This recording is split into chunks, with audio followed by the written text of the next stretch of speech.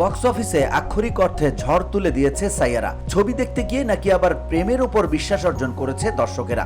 ছবিতে নেই কোনো তথাকথিত বক্স অফিস কাঁপানো তারকা, নতুন দুই মুখ অভিনয় করেছেন নায়ক ও নায়িকার চরিত্রে। নায়ক আহান পান্ডে নাকি মুগ্ধ করেছেন তার অভিনয়ে। তবে এই আহানকে নিয়ে চর্চা হয়েছে আগেও। সম্পর্কে অনন্যা পান্ডের চাচাতো আহান। শাহরুখ খানের কন্যা সুহানা খানের সঙ্গে নাকি একটা সময়ে সম্পর্কে ছিলেন আহান। পুরনো একটি ভিডিও সেই জল্পনায় উস্কে দিয়েছে।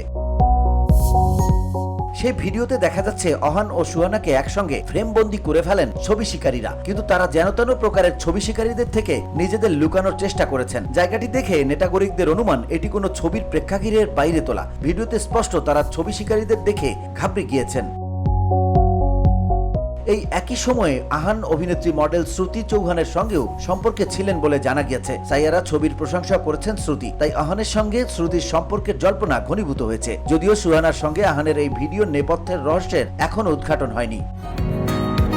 বসুন্ধরা, উত্তরা, বনশ্রী, কুড়িল ও বাড্ডা সহ রাজধানীর বিভিন্ন স্থানে অভিজাত ও অত্যাধুনিক মানের ফ্ল্যাট কেনার এক নির্ভরযোগ্য প্রতিষ্ঠান pleasant properties limited.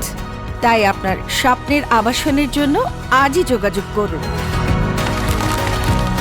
Pleasant properties limited, where destiny matches eventually.